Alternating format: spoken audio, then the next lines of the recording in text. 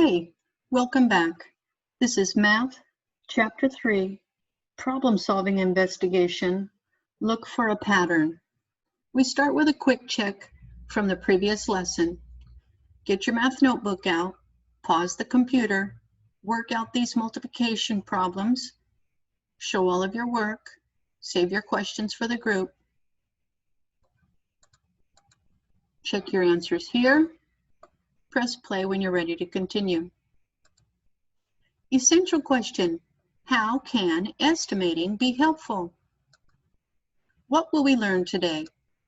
To use the look for a pattern problem-solving strategy to find mathematical patterns. Case number 3, gaming. The table shows the cost of a subscription to the Action Gamers channel. What is the cost of a 1-year subscription?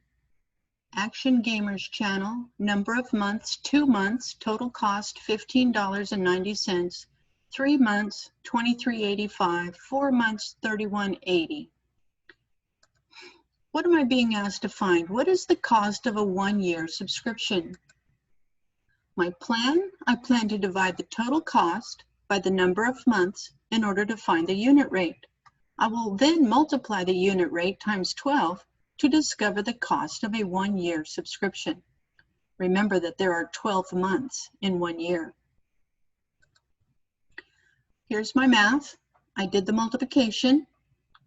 Remember that if there's 2 decimal points in one of the factors, you need to have 2 decimal points in your product. And I get that 12 months times $7.95 will be $95.40. Check my answer. Does your answer make sense? Use information from the problem to check your answer. I can check by multiplying the cost of 4 months times 3. If I get the same answer, I am correct. Remember, there's more than one way to check your work. Case number 4, number theory. The diagram shown is known as Pascal's triangle. If the pattern continues, what will the numbers in the next row be from left to right? I need to understand the problem. What am I being asked to find? If the pattern continues, what will the numbers in the next row be from left to right? What's my plan? I will use the look for a pattern strategy. I solve it, I describe the pattern, then I find the numbers in the next row. Each number is the sum of the numbers in the hexagons it touches above it. So the next row in the pattern is 1, 5, 10, 10, 5, 1. So I see these 2 hexagons. This number 1 is touching there, and this one is touching there. So 1 plus 1 is 2. 1 plus 2 is 3. 2 plus 1 is 3. 1 plus 3 is 4. And notice that the edges are all 1s. So the first number in the next row will be a 1. 1 plus 4 is 5. 4 plus 6 is 10. 6 plus 4 is 10. 4 plus 1 is 5. And I'm going to put another 1 there. Does your answer make sense? Use information from the problem to check your answer. 0 plus 1 is 1, 1 plus 4 is 5, 4 plus 6 is 10, 4 plus 6 is 10, 4 plus 1 is 5, 1 plus 0 is 1. Case number 5, number sense. Describe the pattern, then find the next 3 numbers. 3 5/10, 13, 41 5/10, 127. Read the problem. What am I being asked to find? Find the next 3 numbers. And it tells me that it is a pattern. What is your strategy to solve the problem? I will use the look for a pattern strategy. I know the first 4 numbers of the sequence. To solve it, I describe the pattern, then find the next numbers in the sequence. Multiply by 3, then add 2 5/10. To find the next number, I start with 127 times 3, and then I add 2 5/10. So the next number will be 383 5/10. The number after that will be 1,153. and the final number will be 3,461 and 5/10. This is how I figured it out. I knew that I probably needed to multiply and add, so I added or multiplied 3.5 times 2 and got 7. I added it again, which is 3.5 times 3, and I got 10.5. I added it again, which would be 3.5 times 4, and I got 14 and 0/10. Remember that I was aiming for 13. So that's too big. So I take the 13, subtract the 10 and 5/10 to see how much more I need, and I can see that I need to add another 2 and 5/10 to reach that 13. So after multiplying by 3, I need to add 2 and 5/10 to the product. Here's my next 3 numbers in the pattern. Does my answer make sense? I'm going to use information from the problem to check.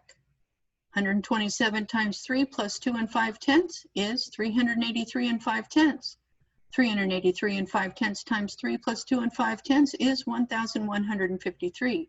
1,153 times 3 plus 2 and 5/10 equals 3,461 and 5/10.